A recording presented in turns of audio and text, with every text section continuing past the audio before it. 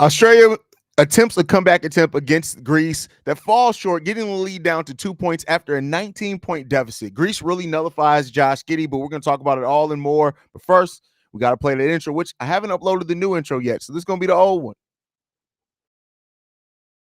Tuned in to Chicago Bulls Central, your number one place for all Chicago Bulls news and content. I see red, I see red, I see red, I see red, yeah, I see red, I see red, I see red, I see. What's going on, Bulls fans? Welcome to another episode of Chicago Bulls Central, your number one spot for everything Chicago Bulls related. I'm the host, Haize, but more importantly, you guys can follow the channel at Bulls Central Pod on every social media platform we happen to be on. With that being said, let's go ahead and get into this content for today. Also, Australia falls short in their comeback attempt against Greece, ended up losing by 6 points, 77-71.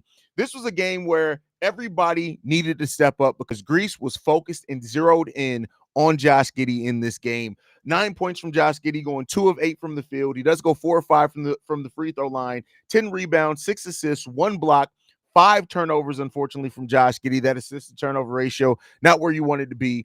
And this was a game where you could tell from the onset, the early stages of this game, Greece knew the key to stopping Australia was to disrupt Josh Giddey, and they did that extremely well. Australia probably now is going to be eliminated. It's not 100% certain yet. We'll see what happens there, but you know, it's unfortunate. And you look in this game, of course, Greece was led by Giannis Antetokounmpo. He had 20 points in this game. They had also 3 other double-digit scores in this game. I'm not going to murder their last name, so I'm not even going to attempt to do that. But Australia in this game was boosted by Patty Mills with 13 points. Landale led the team in scoring with 17 points as well. He also had 8 rebounds. Bulls, go out and get Jacques Landale, please, to add to this team. We can use some bitch forward depth, but nonetheless on that one. And Dyson Daniels also in this one with 11 points. The bench really didn't give Australia much in this one. Dante Exum didn't have a really big game or anything like that. McVay only had 3 points as well in this game. Matthew Dellavedova also had 3 points in this game, but it ultimately was, even when Australia went on that run in the fourth quarter to get the lead down by 2, that was with Josh Giddey on the bench. And again, not to slight Josh Giddey or say it's just because of Josh Giddey, but at that point, Greece couldn't zero in on the heart of what keeps Australia going. And it was, and Australia used that to their benefit by attacking, playing some solid defense. But then Greece came marching right back. The second and third quarter is really what killed Australia in this game. They lose the second quarter 28-12. And then the third quarter, they end up winning that 14-9. But that was just an ugly third quarter for both teams. When you have only 23 total points scored in a quarter from both teams, I think that really is indicative of how ugly it was. But that second quarter really blew Australia out that game and took away their ability to really even try to really get back in that game. So, you know, it sucks, but it is what it is, man. Whole lot of Bulls. Shout out to Bull Story says, as long as Canada beats Spain, Australia advance. Okay. All right. Well, hey, let's hope that that's the case. All is well, brother. Just rolled my morning. That's crazy. That's crazy. I appreciate you going live after Australia's games, brother. Oh, yeah. Listen. I one thing about me, you guys know, I am a Bulls fan through and through. And when because with my job this offseason, right? And I look at it as not like a job to say negatively. I look at it as a positive because I get to cover. It's a pleasure to get to cover my favorite team. I want to be clear in that. But part of my job in this is to be able to talk as intelligently about the Bulls players as I can. Josh Giddey is a player that I have admitted I haven't seen I've probably seen maybe about 35 Josh Giddey games over the course of his NBA career, just admitting it, right? And so because of that, I wanted to spend this offseason really, really kind of understanding Josh Giddey, the player that he is, what he could bring to the Chicago Bulls.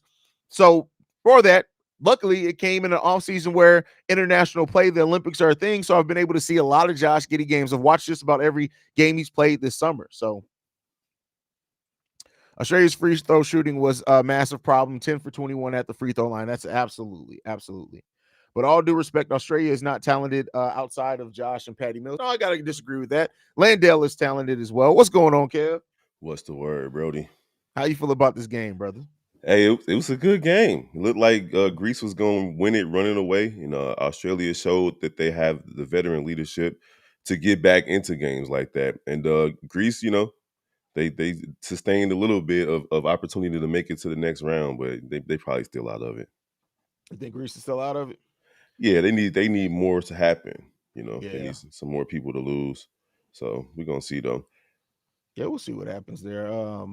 Australia, what do you think overall about like in this game? And I think you can learn a lot from a team's the way that a player faces adversity. When you saw this game for Josh Giddey, how well Greece was really trying to focus on keeping him from being an impact player in this game. How'd you feel about Josh Giddey's game tonight? I mean, he played through it. He didn't really do much in the scoring department, but he was getting rebounds. He had a couple of assists late in the game that helped him get back into it. Those are the things I'm looking for from players when you can't put the ball in the basket. Are you affecting the game in other ways? And I Mhm. think he did that today. Yeah, I agree. I think Josh Giddey's ability to rebound is something that is surely not really understood by a lot. Like you look at a player, and I'm not comparing him as a player, so please, you keyboard warriors don't get to typing this. But like the way that we think the Bulls are going to play, try to get faster, get out in transition. Magic Johnson was able to do that for the Lake Show because of the Showtime Lakers because of his ability to start the fast break with how he rebounded the ball so well. Josh Giddey averages 7 rebounds almost a game for his career. And as a point guard, for a team that likes to get out, if this team does try to get out in transition, having your point guard be able to start the fast break on you and everybody just be able to just go run, attack the ball because our point guard is the one who got the rebound. I think people aren't really understanding how much that could make the fast break even more dangerous for the Chicago Bulls next year. I mean, if we paid attention to the last time the Chicago Bulls were dangerous, they had a point guard who could do that, who did that. Yeah. And frankly, today's numbers, even though he was only 2 for 8 from the field, he was 9 points, 11 rebounds, and 6 assists. That's affecting the game in positive ways, and when you can't score. But yeah, absolutely, Lonzo Ball, that's what he did. He had the hockey assist is what they refer to it as a Mm-hmm. lot that season. Whereas even if he didn't get the main assist, he passed it to the person who passed it to the person. So getting that fast break going and speeding up the game for the Bulls is important because they couldn't really do it with the core of Vooch, Levine, and DeMar DeRozan. Now you've gotten younger. You got people that's going to be willing to run with you. I'm excited to see what Jock Giddey is going to bring to this team once he gets to Bulls training camp. For sure. Yeah, I think Josh Giddey, had the title of the episode yesterday in which Josh Giddey and Kobe White as a backcourt, I think are going to be a lot better than some people are giving them credit for. They're going to have the things they're going to have to work out. And kinks for sure is just being new teammates that need to get familiar with each other. But I really think that it's going to be overall solid experience and having those two guys as your backcourt is going to be some fun basketball to watch as well. But since I got you, Kev, how do you feel about the Olympics? So when you look at them, of course, we know Team USA is the favorite. They should be XYZ. Which team do you think is right now the biggest threat to Team USA from the Olympic basketball that you've gotten to see? Well, I got two. It has to be, well, maybe three. Has to be Canada at number one, right? That coming into it, we knew that they had the deepest roster in terms of NBA players and veteran players who've played in a couple of Olympics as well. And the Olympics is different than the NBA. These guys are playing for their country. It's like you get 10 extra skill points to allocate to yourself when the Olympics start. And you see players that don't normally do certain things doing it in the Olympics. So I like Canada. Germany is a team that I'm thinking is a sleeper simply because of the same reason. Dennis Schroeder over there, the Wagner boys over there. I'm not, I don't think they can beat USA, but I do think they're going to be a team that possibly medals. And man, it was a third team that I was thinking about. I can't think of them right now. But no, France. It has to be France. They're the whole home country, and they got ref cooking. The last time I seen them when they played Japan, they They just made definitely got yeah. home cooking, bro. You don't see that a lot in the Olympics, man. Yeah, so they got home cooking. They made sure that France stayed in that game. They threw Rui Hachimura out for like something that could have been just easily not necessarily a flagrant foul, as they call it, an unsportsmanlike foul over there. And then that three that they called a foul on that forced overtime was questionable as well. So France with the home cooking, they have a chance to keep it close enough to steal one from the United States or even medal in this competition. For sure, for sure. I agree with all the teams that you picked there. And let's be clear, Team USA has shown themselves to be susceptible, especially to a team that just doesn't give up defensively and is going to attack them offensively every possession. And that Canada definitely has the chance to do that. I know Canada doesn't have the stars that Team USA has, but they have the role players that are going to go out there and do the dirty work and defend well. And that's something you got to look out for if you're Team USA. But they don't have as many stars, but they got stars. They got SGA is a stars, yeah. star. Jamal Murray is a star. Dylan Brooks is, yeah. But, those two guys, Jamal Murray and SGA, they know how to win basketball games. Jamal Murray's a champion. SGA improved his game every single season. The Team USA know they're going to be in a dogfight if they have to play these guys. That's a fact. That's a fact, man. Yeah, that's what's up. This was a fun game. The Olympics so far, I'll say this: every Olympic game that I've watched, and I've watched probably every men's basketball game, but like 2 or 3 has been exciting as in its own way. And so this is a really like you can tell that I know it's a buzzword in the NBA, but the parity is getting closer and closer internationally to where like when teams are bringing their best in the Olympics and the level of competition has been fun to watch. I know this is Greece's first win, but even this with them being this first win, they've played some competitive games as well. Every single game they played has been competitive, and it just goes to show you that Giannis ain't enough. Like they only got one win. You would expect them to have, more than that. They only played 3 games, so. But when they ran up against Canada, Canada had a more talented team, and they beat them. So it's just one of those things where Giannis. Today he played a really good all around game, especially when every time Greece looked like they were coming back. I mean, every time Australia looked like they were coming back, Giannis had a big basket. He even had a transition 3 late in the game.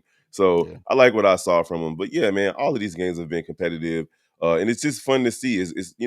It's good for us as basketball fans because we went straight from the finals to the summer league to Olympic back to in WNBA as well to Olympic basketball, back to WNBA, and the NBA is going to be following up. We pretty much have had year-round basketball and it's not normal for us.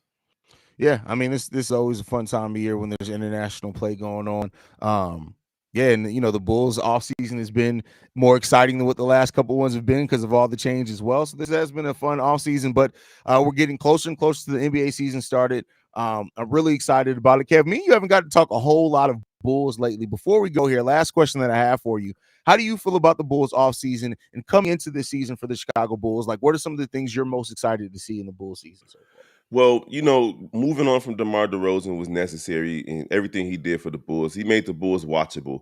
Even with all the things that we didn't like about him, he did make the Bulls watchable. We knew that his midi game was going to be on point. We knew that he was going to will the Bulls to some wins, and he did. But let's just be frank. They had 1 first-round playoff exit and then 2 play-in tournaments. That's just not what we need as fans. So, bye to Debo, man. We appreciate what he did.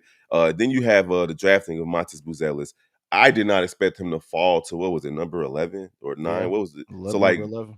so for him to be a top 5 graded quality pick and ended up coming to his hometown team, and what I've seen from him in the offseason, what we saw from him in the summer league, I was impressed with the young kid. If nothing else, because obviously he's not going to just step onto the floor and be Victor Wembanyama or one of these other instant impact players, but he's going to grow with this team. He's young. Grabbing Josh Giddey as well is dope. Losing Caruso hurts because I thought we could have got a little bit more for him, but that remains to be seen with what Josh Giddey brings to the table. But hey, I'm excited about the season, really.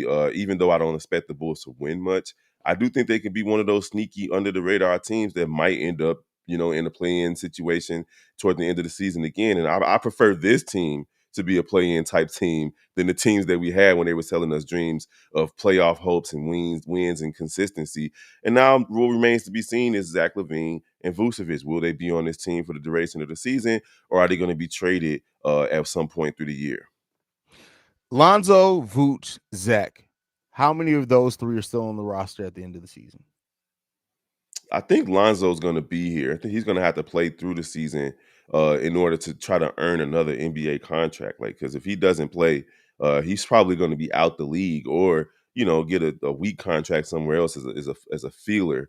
Vooch, I believe, is gone, and I think Lonzo's gone, but not because he's a bad player, but more so because of just the bad blood that he has with the organization right now. I doubt that he'll be able to make it through the season, especially if he starts off strong and teams start calling the Bulls. Because when the Bulls were calling teams, they weren't trying to hear what they had to say. Yeah. So we'll see, man. Any last thoughts, Big Kev, before we get up out of here, man? Oh, man, listen.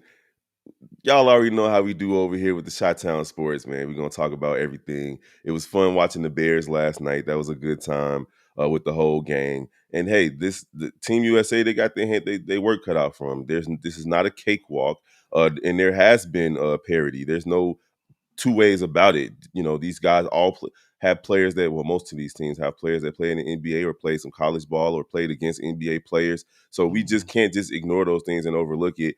I'm excited to see LeBron James at 40, and he's really looking good in these Olympics, man. And Kevin Durant really looking good in these Olympics. Steph Curry ain't really been looking that good if you want to be 100. Yeah, it's not from a shooting perspective offensively. Like, he's done some playmaking things that I've liked, but Steph hasn't. There's been and Embiid too. Embiid he didn't even play in the last game. So Embiid been looking ass. I know, bro. This is after we left him off our most overrated players episode 2. Now people are gonna kill us and be like, see, y'all should have had him as the most overrated player.